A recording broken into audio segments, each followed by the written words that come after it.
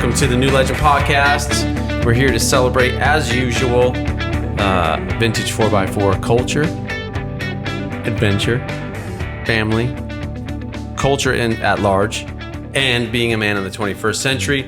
But more importantly, we're here with our co-host Luke. Hello. And our really special friend Nathan Anderson. Hello. Yes. And man, we celebrate doers on this podcast. And Nathan, you are definitely a doer and a friend of ours. And so we're super stoked to be here. Thank you so much for being on the show. And we're going to talk. This episode is about building a brand.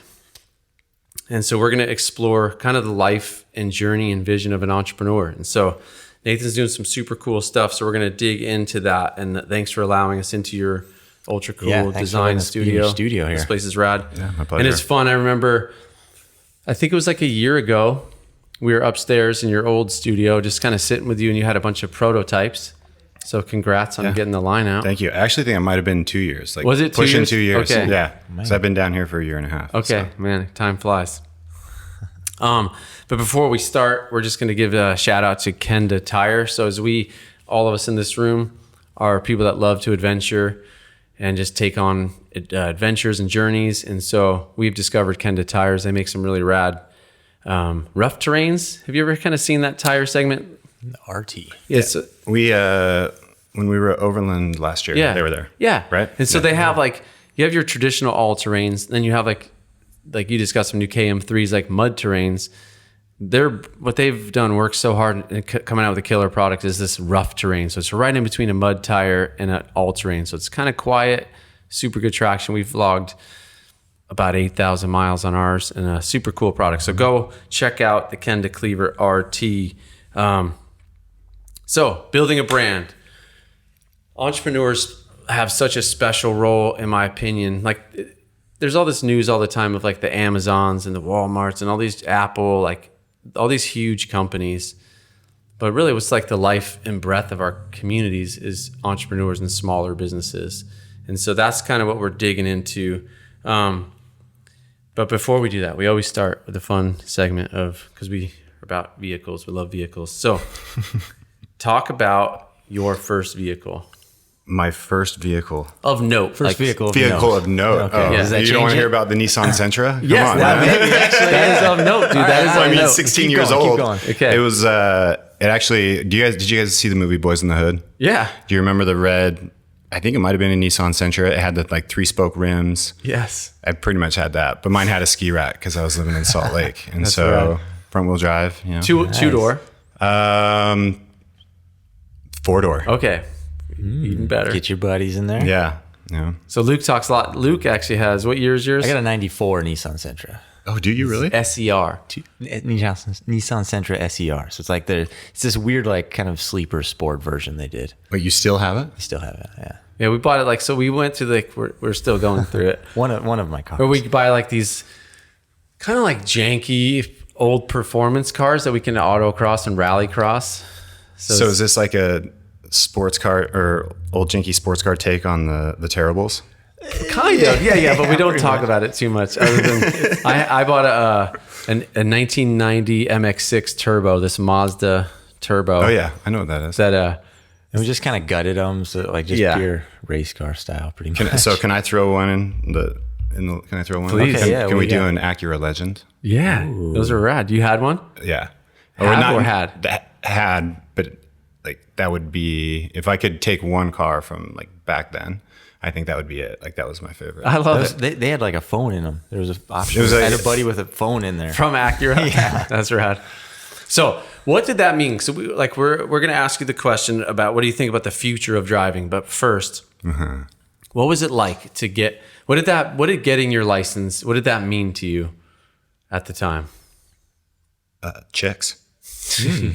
Yeah. Right. Let's be honest. You're already at that age where you're interested in girls, and there's nothing worse than not being able to go and pick up a girl, and take her somewhere and take her out. Right. You gotta get your buddy to do it. God forbid your mom and dad got to do it. Right. That's super lame. You pull up next to the ladies, Nissan Sentra. Nissan Sentra. Yeah. The chick magnet. 4 doors. Bring your friends. That's right. But yeah, obviously there's that sense of freedom and exploration and adventure, but I mean, at that age, I was like girls. Yeah, because what's interesting is like, so you have 2 kids. They say that like this generation is going to be the last generation that needs to learn how to drive as a rite of passage, as a way to fully participate in the fabric of what is our culture. So we just talk about that a lot. Like, what is that going to be like for them? What will be their, if that's true, what will be their rite of passage? The ability to ride an Uber by themselves, like with a driverless Uber. Yeah. Like it's kind of, we lament this. Like I don't know what it's going to be. I don't like to envision that. I mean, as vehicles become more autonomous, I keep going back to the older, more vintage vehicles. I want to drive a car. Yes. I don't want a sensor to tell me that there's somebody next to me. I don't want a sensor telling me that I'm about to back up into something. I just think overall it's depleting our senses as humans, right? And that's kind of how you just start to meander through life, because you have all these sensors and everything going off telling you what you need to do and when. And like, people just aren't aware. So that's a good perspective. So it's scary to think that as that, I don't know. Did you guys see that movie WALL-E? Yeah. Yeah, it's like that, dude. Like people are like just sitting in your chair, drinking kind of your blobs. Coke. I just like have a chair that moves them around. It's kind of that thing. Like we talk about, like, so being a doer, being a doer is often built on the foundation of competence, like being competent to, and think of driving, the ability. Yeah. It's like, I know how to parallel park, and that just gives you confidence and ability to know your surroundings to, I don't know. You just have to pay attention. Yeah. Like it's getting more and more where you just sort of check out and you're just on your phone, whatever. Yeah. The parallel parking feature. I mean, vehicles got everything, right? And we talk about this a lot too. Like, so let's talk for a second. So, what are you driving now? Like, what are some of the vehicles you're having fun with right now? Oh, well, funny you should ask. Have you ever heard of this company, New Legend? Yeah, that's right. That's actually part of how we met. Tell us about the Wagoneer, man. The Wagoneer is what, 1980, right? 89. 89. Yeah, so it's a Grand Wagoneer. Grand Wagoneer. And talk about the vision, because he bought like one of our Runner 89. So it was a pretty much stock, but swapped, like LS swapped Grand Wagoneer. So that's full wood paneling. Think of like the Aspen station wagon. And corduroy interior. Yeah, but you're taking it to the next level. So tell us about that, because I'm really excited about it. Well, yeah. So first off, the reason why I went that route is the same reason why you guys build those vehicles, right? You want a piece of that nostalgic, from when you were coming up, and as vehicles become more autonomous, I want to go in a different direction, but yet I still want the modern conveniences of, power steering, air conditioning, windows, automatic doors, windows, and then the engine, gas mileage. So that's how I ended up there. But what we're doing, just coilover conversion, triangulated the rear. Again, just modernizing some things that you can't necessarily see, because I don't want to change the total look of the vehicle. I want it to. So Nathan actually you confessed something to us right before it went into the shop to get this like full coilover link suspension, which, really quick, to cast a visual, nothing cooler than like a bone stock corduroy interior, like Grand Wagoneer with wood paneling intact, that's got like, it's on a coilover suspension. So yeah, just kind of share your confession with the world. Yeah. So I picked it up. We met, came out to Overland, met you, drove it home from there to southern Utah, where I have a residence out near Zions National Park. And some buddies had come out, so we were doing some climbing. We were on our way home, and there's this like nice little roller off of this dirt road by the house that I'd taken some dirt bikes off of, and so I was aware of it. And we were, and the energy was high. We were feeling good. It was a good day. And as we're approaching this thing, I kind of start picking up the pace a bit, and everybody kind of realizes what's happening. So all the boys are like, "Yeah, send it." Hype starts to build. We decided to test out the Waggy, and she dominated. No, she did good. So you actually got some air. We took some air. Yeah, it was probably maybe only 3 feet. Felt like 10, but that's incredible on a stock. I mean, I think it was a 3-inch like leaf spring suspension, but yeah, we had and I had 5 guys in there. We're all 200 plus pounds. So a couple guys smashed their head on the ceiling, and but so that's super cool. What else? Do you have a G-Wagon, right? I do. Yep, I have a. Tell us about that, because we're not like super familiar with those. Yeah, I've got a 2002, and it's not a mall cruiser. I rally it. put some Thor springs on, Rentec suspension, front runner rack. I get out there in it for sure. And is that a pretty is it a robust, like they're pretty sick vehicles? Yeah, I really enjoy it. I'm tall too, so there's a lot of headroom in there. That's something Luke deals with a lot. Oh yeah. Yeah. Like But it still feels compact, which is nice because I do have to drive it around Southern California, which is terrible on gas, but and it's a 4-door. Convenient for a family. I mean, that's kind of important. Yep. That's cool. And then I've also got a 1972 GMC K20 that nice. we redid. And that's out at the house too, or is that here? No, it's out in Southern Utah. Okay. Company Drive Motor Garage did it for me. So a K model is a 4-wheel drive, right? So that's a 3/4 ton, 8 lug, super cool. 72, you said? That's rad. That was I've shared this on the podcast before, but that was my introduction to car culture. Was for my 15th birthday, my dad got me a 69 C10 pickup. Straight 6, 250, straight 6.3 on the tree. And so I just ripped around my neighborhood a little bit, and it was a short bed fleet side 2-wheel drive. Yeah. Really cool.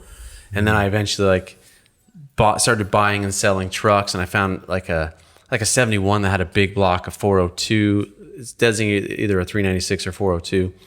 But I started swapping motors, and then I actually built it for about a year and a half. Kid, dude, I didn't know anything of what I was doing. But then I had it to where the engine was in, transmission was in, it needed a drive shaft. And I used to go out there and just rev it up, just sit in the driveway and rev the mess out of it. And I think I threw a push rod or something. And then do you do that to get the chicks? You're drawing. Yeah, hey, I'm in rural Connecticut. Listen to this.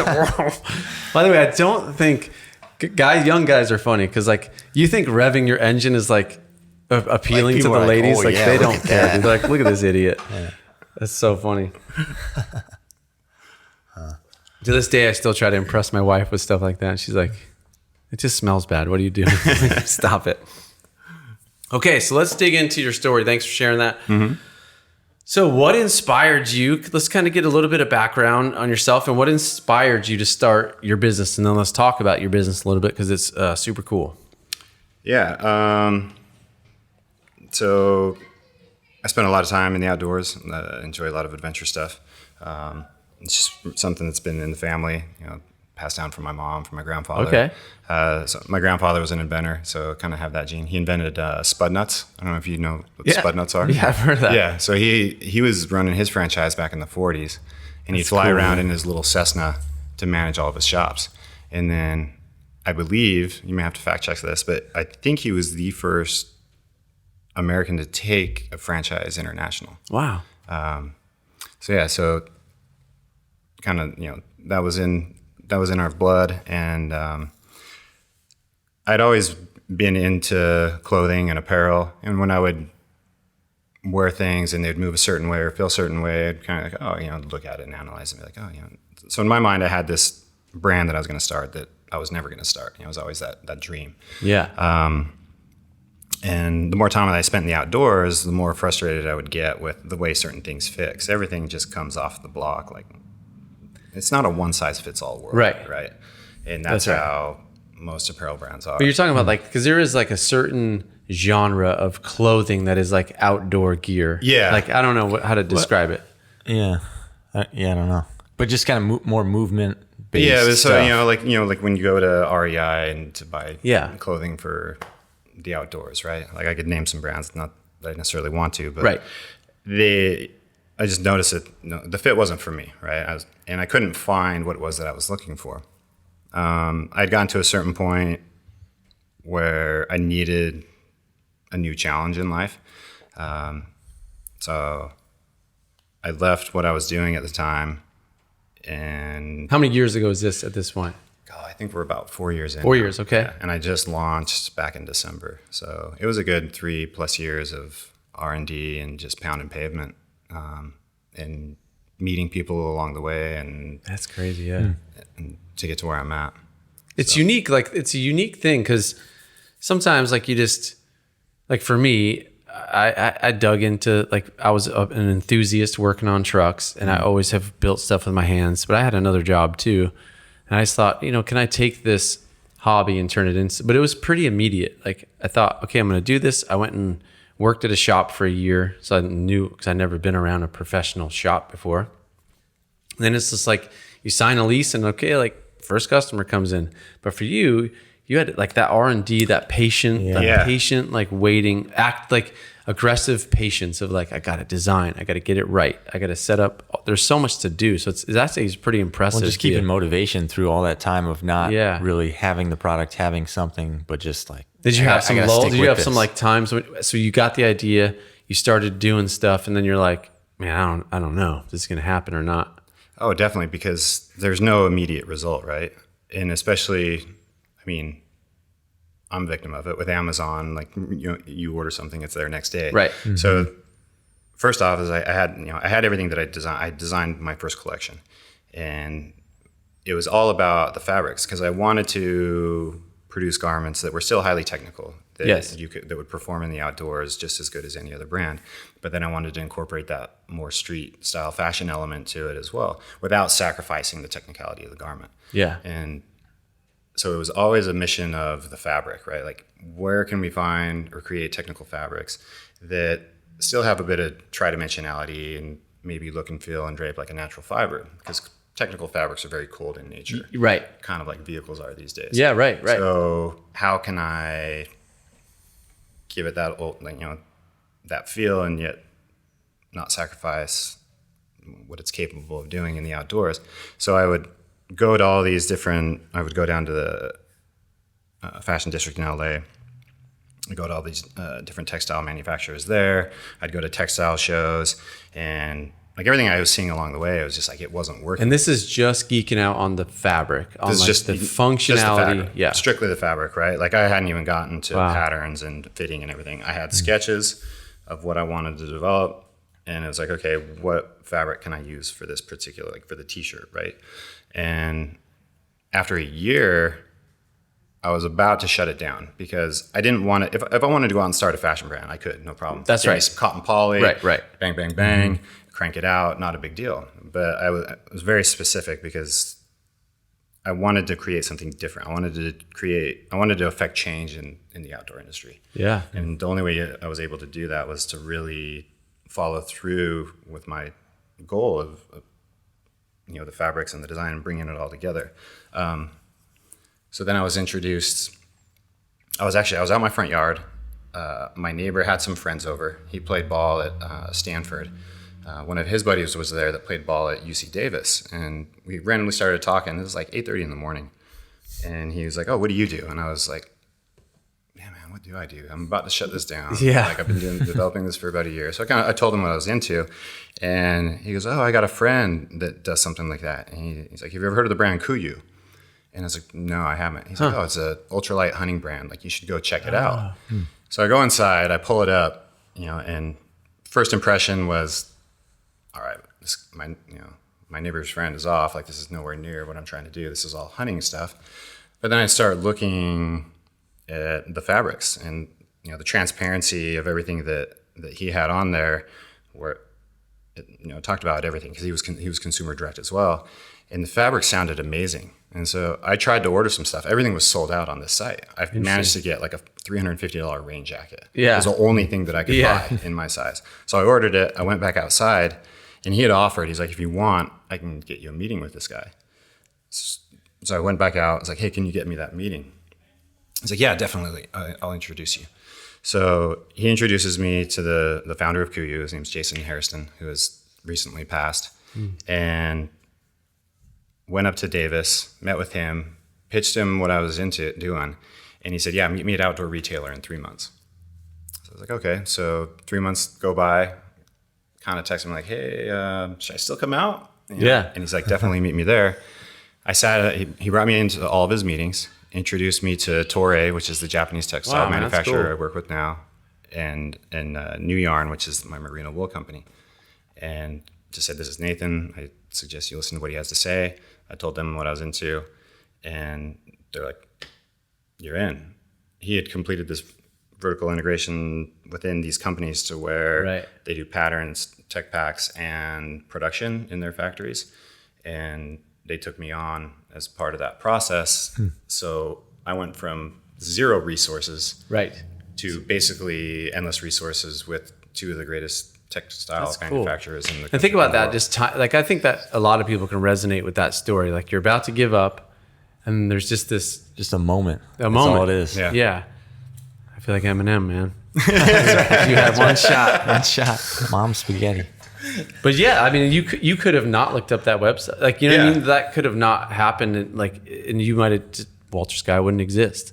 So I think the stick-to-itiveness, like, of going like, and I really appreciate, because you're right, the compromise would have been, forget it. Like, status quo. I'm just going to do a fashion brand, fashion life, which is cool. You're right. Still not a super easy to make a living from that, because a lot of those companies fail. But to have an uncompromising vision to say, like, it has to do this. Well, yeah, and just continuing with your passion on that instead of just like, well, yeah, I could do that, but it's not going to drive you the same. Yeah. I mean, there's definitely opportunities that present themselves where I could have folded and gone an easier route, but then inside you would have known that you didn't follow through with your original vision. So did you go to entrepreneur school? No. Right. And that's one thing I'm fascinated. Like, I've been in business for 15 years. Luke's been on the team for 5.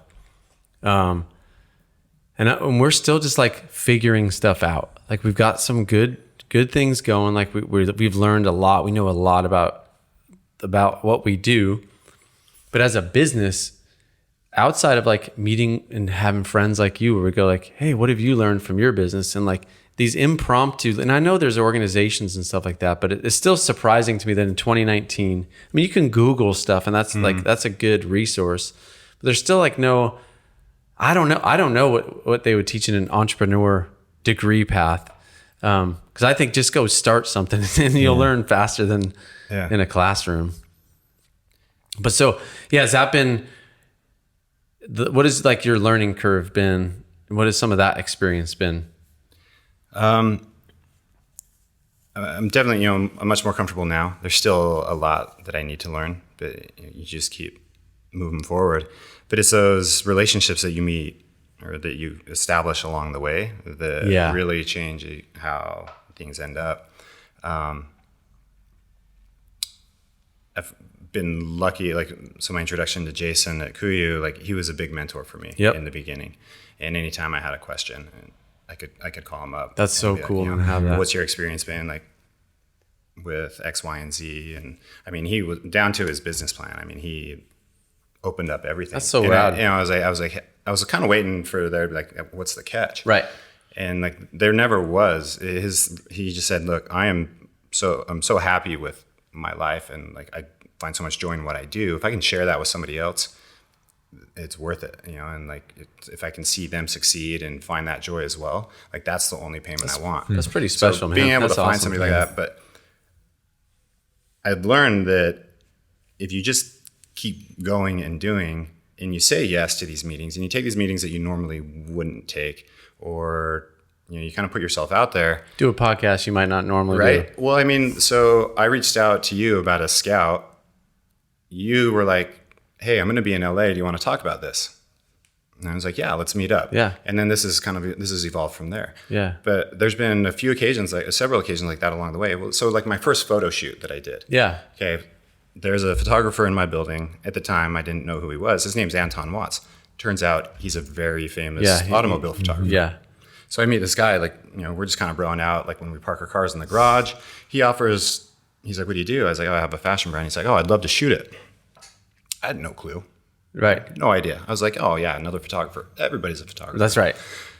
I run into somebody else. I was like, yeah, do you know like this guy, Anton Watts? Of course I didn't go Google it, or whatever. and they were like, oh yeah, of course. Yeah, I know who he is. I was like, oh, he offered to shoot my stuff. And they were like, oh, really? Well, how much?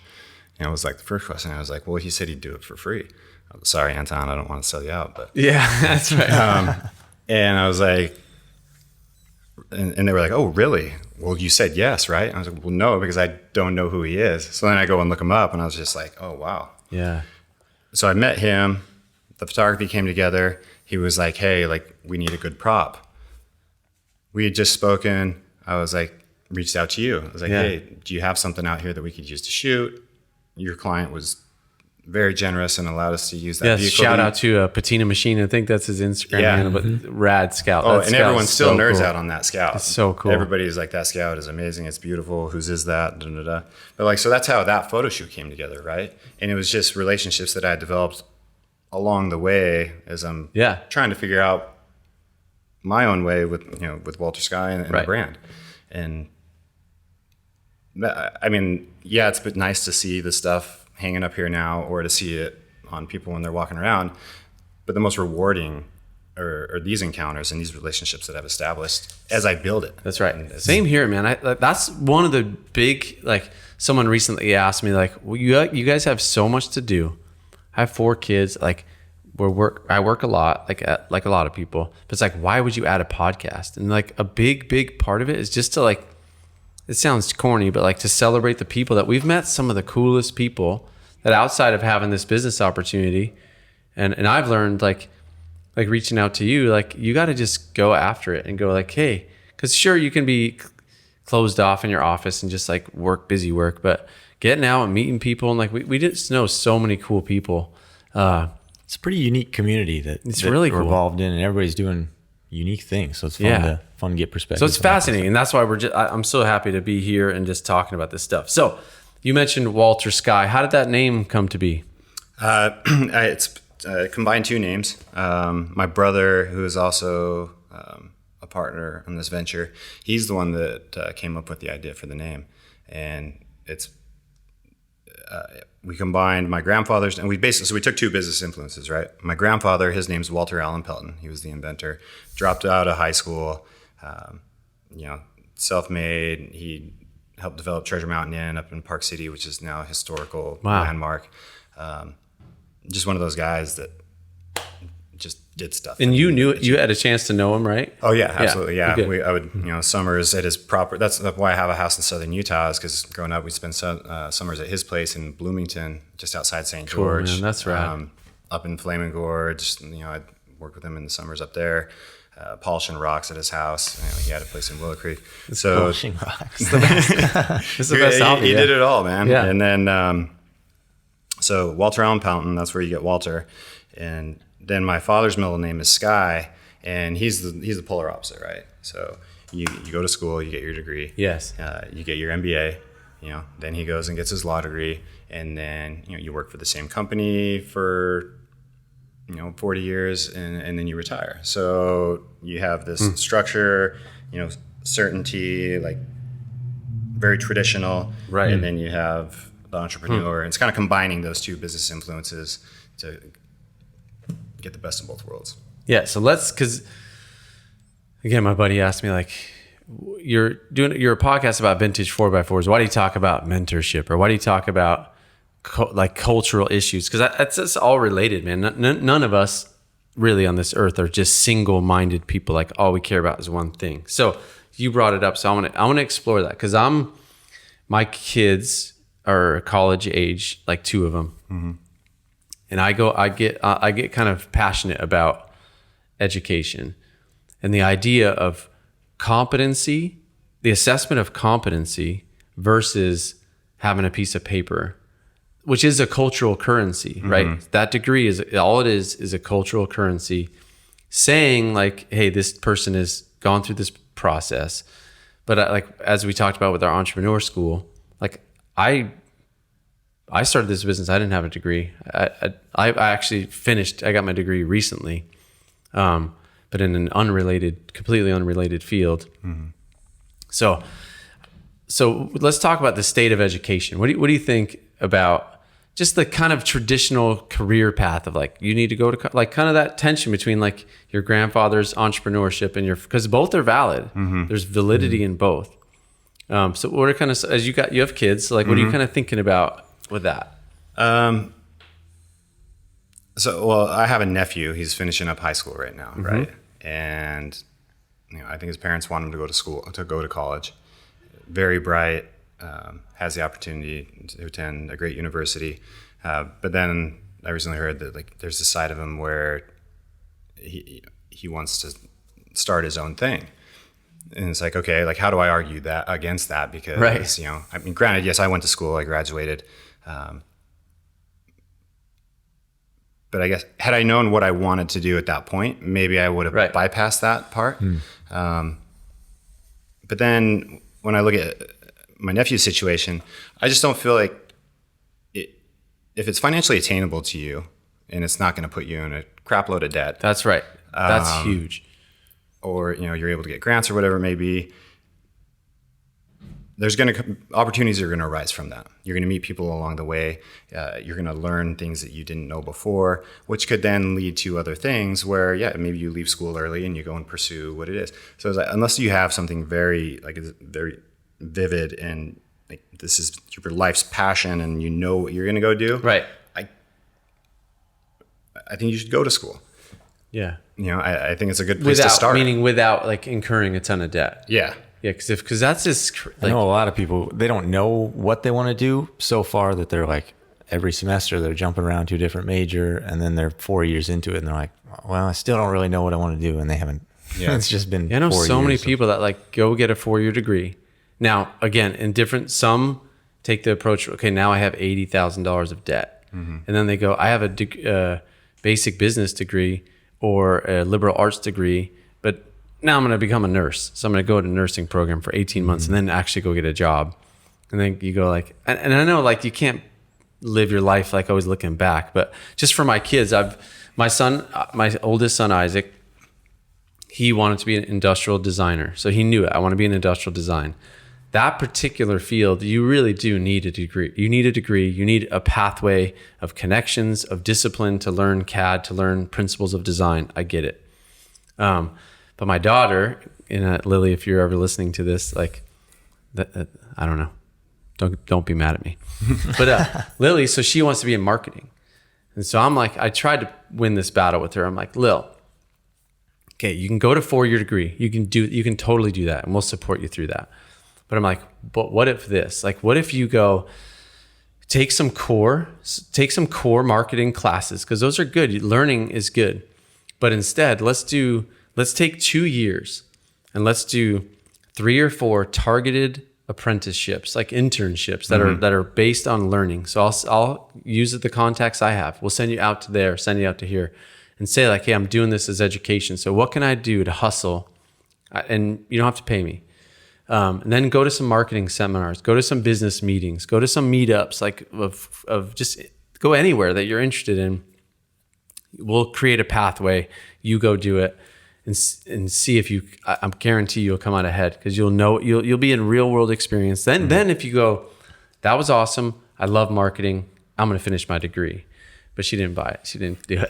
It's intimidating. And there's like this social pressure from her classmates, because what is the first question every high school kid asks another high school question senior year or junior year? What are you doing next year? Yeah, where are you going to school? What school are you going to? And you go like, oh, I'm going to plumbing school. Like then you like for her, she goes like, oh, I'm going to do an internship. Like, well, you're a failure. There's just like this social pressure. Yeah. Anyway. Well, I'm into it. I'm into that approach, because if you think about it, like I have a number of friends that didn't go to school, but they had always had they had accrued a lot of I'm blanking on the word right now, experience along the way. Yeah. And so they grow within the company, but all of them hit a point where they were getting passed over on promotions because they didn't have a degree. Yep. But they were more competent than the individuals that were getting these positions, right? So they've all had to go back and finish their degree online at some point in order to continue to progress in their field. That's an unfortunate reality. Yep. At what point will that change? I don't know. But back to what you proposed to your daughter, like that makes total sense, right? So you get this experience, you get in with a company, and then she can do some online courses and start, working towards her degree. So when it gets to that point to where she's up for, a C-level position, she's got her piece of paper that. That's right. Yeah, it's interesting. So if I ever text you, I'm like, "Yo, you need a social media intern for a little bit."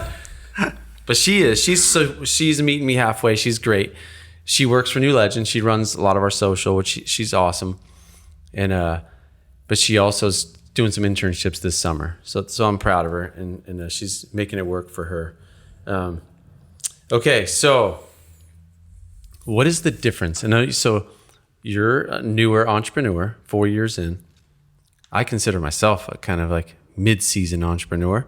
What is the difference between running a business and building a brand? One is having fun, and the other one is a like slap in the face, like harsh reality. Yeah, right. Like the business, like just building a brand's fun. Okay, that's interesting. Like designing stuff is fun, but then crunching numbers and working on all the back end logistics, warehousing, and yeah, all that stuff. That's not fun, but that's the most important part, right? Like you gotta in order to grow your brand efficiently. But so can you have a business and not have a brand? Does that make sense? Like for example, like if you are just reselling other people's stuff. So you have a little stand where you resell 10 other people's stuff. I guess at some point you're always building some kind of brand. You got a brand, kind of it's just there's weak and strong. So that seems a little different. Like I like how you talked about that. I didn't think about it like that. Like a business is the mechanics of the operation. The brand is the part that faces the world, the part that how the world interprets what you're doing. But I definitely see like there's some traditional senses of where people can run a business, but they don't understand. Some young entrepreneurs are running a business, but they don't understand what it means to build a brand. So which did you start on, one or the other? Kind of one side first, focusing heavy on one or the other? Oh yeah, definitely. Like I had a brand before I had a business. Yeah. That's interesting too. Because there's a thing like a lot of people, it's called like, I think it was like I heard it on Shark Tank but who knows if they came up with it, but it's like the wantrepreneur.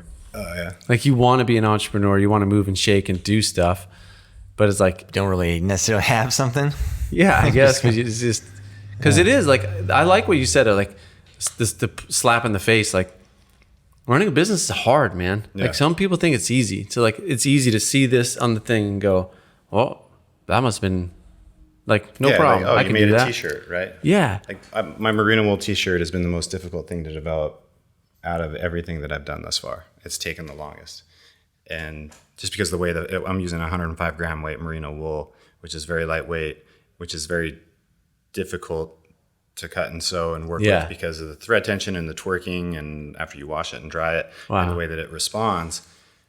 Like I want to be able to give something to something. There's nothing worse than you get a piece of clothing, you're like, this fits awesome, and then you dry it and you're like, well, this is a yeah. So merino wool, very delicate fabric, right? In a perfect world, nobody runs it in the dryer, but let's be honest, we're dudes. Right. Stuff ends up in the dryer. So all my garments, I wanted to be wash and dry proof. Did you have to do it with a blend, or you just? So it's through a company called New Yarn, and they've got a nylon core, and they've created a longer staple fiber. Really great technology. Yeah, that's rad. I've been into it, but so after washing and drying every sample that I get, I go back to the factory. I have to redo all my measurements and But so yeah, you look at a T-shirt and you're like, oh, that's easy, but this T-shirt's taken me over a year to develop. Just because there's all these different little things. And then the aspects. So then you go to market. Yeah. And like something like it doesn't dry. Something happens. Like it's just difficult. Like warehousing. How are you going to ship it? How are you going to return it? How are you going to do this? How are you going to do that? How are you going to price it? How are you going to actually, like if you start getting more and more employees, like how do you take care of your employees in a responsible way? Like where they're sharing in the benefits of the business. Like all that stuff's tough, man. And that's a part that I don't think you can learn in class. I mean, you can learn fundamentals, but short of doing it at some level, it's hard to understand. I just feel like in the textbook, it's like a gentle learning curve, and then experience, you're just like, ooh, you gotta learn so quick on stuff. I mean, I compare it to, so I minored in Spanish. So I took, you take Spanish class in high school, right? And like you study Spanish a little bit and you're like, oh yeah, hola, ¿cómo estás? Yeah, I got this. And then I lived in Central America for 2 years, and that was the harsh reality, the slap in the face. Yeah. Nothing that I studied in school is doing me any good right now. Right. And the only way I was able to learn was just being submerged in the culture. And practicing, listening. I probably didn't say a word for 4 or 5 months, and then it's all started to come together. And now I'm. That's a good point, because do you feel like that your high school foundation still? Do you think that helped you learn it more quickly? Or really not? You knew where the bathroom was at least? Yeah, I could go to the bathroom. That's about it. Or you could at least ask it, and then they start saying stuff. Because that's like the point of preparation. Like, you do a lot of canyoneering, and I'm super jealous, and I want to come on a trip with you, because that's something I've never done, and it looks just insane. It's amazing. Oh, I love it. It's amazing. I love it aesthetically and mentally. I've done like a lot of mountaineering, but it's kind of different. Like the summit, you can usually see. Yeah. When you drop into a canyon, you can't really see what's at the bottom. Yeah. But there's like preparation of like, because you wouldn't jump into like an advanced canyoneering trip. It's foolish to go in there unprepared. Oh, absolutely. So there's but the preparation is often like small canyons, and like Sean's running in, he's got his ice axes on him, he's ready to go. But just because when you're in a pinch, like when things like sometimes a foundation of knowledge, and this is I'm going back to some kind of like ordered learning, like when the pinch comes or when the stress comes, you can fall back and go, I remember how to tie this knot. Like I learned this knot, I practiced it. So it's not all just winging it. Like, so when we talk about entrepreneurship, I think a lot of entrepreneurs, myself included, just go, I don't care. I believe in this idea. I believe I can accomplish anything. Let's just go. And you kind of wing it the whole time. And you can make some bad, like I made some worst decision I ever made as a business person was, you see these shows on TV about like flipping houses, like, and it looks so glamorous and fun. And I have this, and fast, and fast and easy. And I have this like, steady scout parts business that I love, and it's fun, but it's like, okay. But I got allured into this, like, I can go buy 3 houses 45 minutes away from me, and I'll flip them and I'll rent them. It'll be this great nest egg for me in the future. And it was awful, dude. It was so bad. I hated it. The whole experience was just a negative thing. And I ended up just liquidating them and focusing on the business that I was good at and that I knew.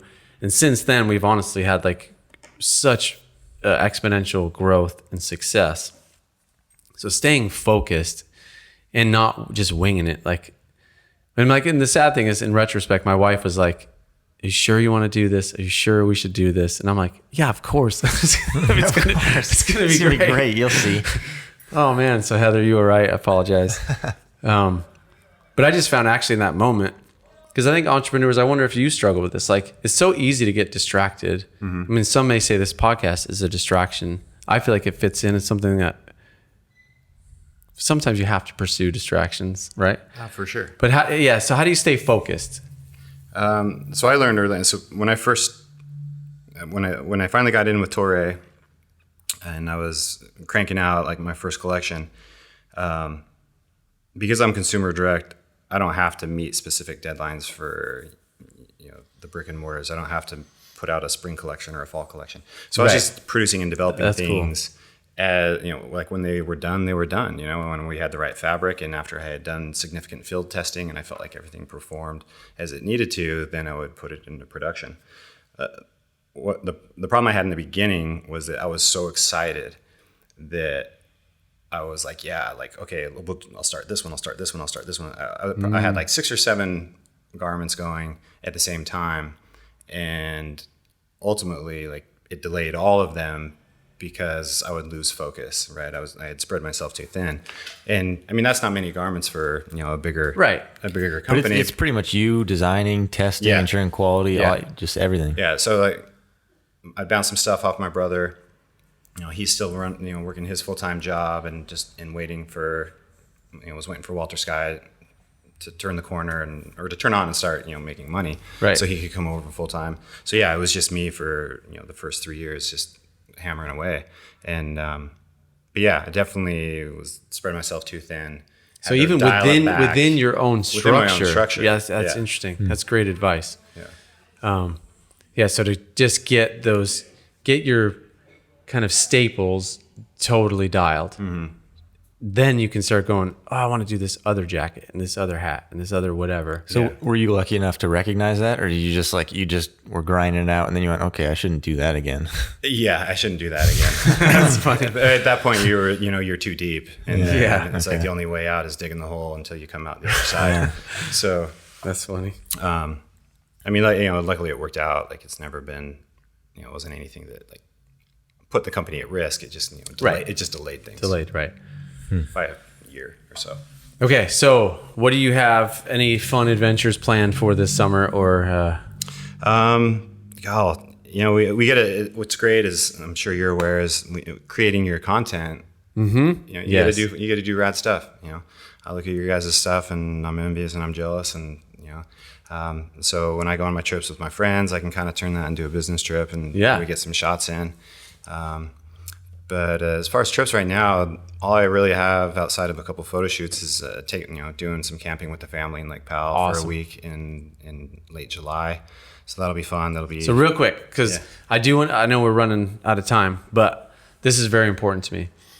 So you do some pretty epic adventures, like where you wouldn't want to take your family, right? Your wife probably would go like, I don't want to do that. Yeah. My wife did like some gritty, like long push 20-hour drive, like then go camp in the desert. Like my wife goes, no thanks, love you, I don't want to do that. So talk about that, like a dude that's like pursues adventure and does some radical stuff. How do you like enfold your family into that? That's the age-old question, right? Is how you balance family, work, and then also your personal passions. I'm very lucky that my wife understands that I need to do certain things in order to be me. Yep. In order to be that person that she fell in love with, back when we met the first time. That's good, man. I see a lot, it's unfortunate that like you have friends that lose those things they were passionate about after they have a wife and kids, and they kind of lose their identity in a sense. If I don't get out and I don't do these trips, I'm useless to my family at home. Yeah. I got to get out and regenerate and reignite that spirit and that fire. And, I have to sacrifice a couple days here and there to go out and be better when I'm at home. She's all about it. But do you think, because that's a really great point. And it brings me, the last question I was going to ask you is, what does it mean to be a man in the 21st century? And do you, because we're kind of on it a little bit, but do you think, because I think there's something uniquely about the male psyche, and that if you're not pursuing adventure, if you're not doing something that's putting you out there to test your competence, like, because I think it's just like Al Bundy, like in that show, like sitting on the couch, hand in your pants, remote, like that's not useful or attractive to your spouse or to your kids. Like they're not going to go, I can't wait. I want to be like my dad. He's a real champ. But that you just bring up a piece that's really important about getting out there. And even if it's like, I think you should try to enfold your family, and you're doing that. And I want you to talk about that for a second, but just that aspect of being who you, because you fell in love like when you're young, and women too. Like there's important things I think for them to keep pursuing and doing. It is. I've seen some couples, and Heather and I have gone through things where like the wife has her total own thing, husband has his total own thing. And they're so separate that they don't ever do things together. And I think that's important. So talk a little bit, like, what are you excited about getting your kids out camping? What do you think the importance will be in their lives? And what are some practical tips to getting your family out on adventures? So AJ, like my wife and I, we recently, like, I started bringing her on some trips. That's the hard part, right? Is like, teaching your kids to ski or something. Yeah. You're like, I don't got the patience for it, because you're looking at the mountain and you're like, I know what's up there. Like, I know there's, neck deep powder, and there's a couple 30-foot cliffs, and there's, you're like, I know that I could be pushing it and that adrenaline rush. Do I really want to be here on the bunny hill with getting frustrated with my child? So that I had to get over that, and I started bringing, I brought her on some trips, and I took her on one. We ran the Slot Canyon out in southern Utah, and there was some drops where like there was that pucker factor, and you're talking about rappel when you so rappelling, rappelling down into the slots. Down into the slots. There were a couple that over 100 feet, and I'm thinking, okay, yeah, like I'll scare her, I'll make it, put her in some unfortunate situations where it's cold and like she's tired and thirsty and hungry, and she just won't want to come back. She didn't say a word the entire trip. Like, she had so much fun. Really killer, and man. like she owned it. And I was That's just awesome. like, it's like I was like, this is so rad. And then I was just like, damn it, she's getting that. My worlds are colliding. Yeah, that's right. But no, ultimately it was great because now we get to share in that passion and that, that sense of adventure, which she's always had. Right. I've just never thought to combine the two because, this is my outlet and you have yours. But you got to evolve, right? Like, you got to continue to grow and develop. And so now I'm finding time to bring the family, which is like we're doing with Lake Powell. I'll take I take my son to Joshua Tree and we do little camping trips. Yeah. I mean, getting out there, like it's easy, man. Like, do a car camping trip. Like, that's not that hard, man. You don't need a 4-wheel drive. You don't, fill up a cooler with some food. I love it, man. You can survive 24 hours with, some water. It doesn't have to be gourmet. It doesn't got to be luxury. Just get out there, throw a pad on the ground and sleep outside, and it'll change your life. It really will. Like, there's something about sleeping out unprotected under the stars. I love it, man. And it's so invigorating. And so yeah, we cowboy camp when AJ and I go out. Like, we don't bring tents. Check the weather, obviously. Yeah. We'll bring a tarp if we need to, but like, I'm all about cowboy camping. I want to be outside. So cool. I don't want to be confined. We got to talk about that some more too. Yeah, and that's awesome, dude. I love that advice because we live in this world, and a lot of guys love gear. Let's be honest. Like, we love stuff, right? And so it's so easy to like no, I can't do this until like I got my roof rack tent, I got my winch, and I got this, and I got that, and I got a 4-wheel drive. So just get out there, man. Go get in your Toyota Tercel. Oh yeah. Luke also has an '87 Toyota Tercel. That's right. I should do some cowboy camping in that. That's how they did it back in the day, man. They just went. They didn't have Google Maps, and like, there's some great technology, and I appreciate that stuff. But just the spirit to go. But when it inhibits you, and it limits things. Yeah, when you feel like you have to be so prepared that you end up not even going. Because let's be honest, like, I love gear, right? Who doesn't love gear? But how much of that gear do you use when you go out there? That's right. It's like all the food you bring out. Like, I end up eating my trail mix and like some dried apricots, and then I'm packing out all the food that I packed in. Because like, I gotta be prepared. I gotta have this. I gotta have that. And what do you end up using? Some toilet paper. Your toothbrush if you're trying to be polite in the morning. Yep. And like some coffee. Yeah. And less is more. Something I'm trying to embrace. Which goes back to the whole minimalism behind Walter Skye. Yeah. I do love that. Like, I love, instead of having like 10 pieces that accomplish like all these, just have one. Like, there's nothing better than having like a light jacket that'll insulate but like repel water. You don't have to bring like a shell and an insulating layer and this and that, and then so there is freedom in packing light. But on that note, Nathan, thank you so much for being on the podcast, man. It's been a really fun conversation. Fun to get to know you some more, Luke. As always, thank you for your enthusiasm. It's fun to hear you guys, because I have zero input on like you're taking your wife and kids camping, but it's good to hear you guys' input and experience. So yeah, I appreciate that. Surprised it's already over, man. I feel like we were just really hitting our stride 52 here. minutes. Yeah. So we'll do another one. Like, let's promise to do that, because I want to explore this cowboy camping thing, because I've not explored that very much. Partially because I live in Iowa. In Iowa, there's bugs, and maybe I'm just being a wimp. 6 days out of the year, you can do that comfortably. No, but I want to, there's so much more. We'll explore. We'll catch up again. So thanks for joining us today. We'll talk to you next time. See you later.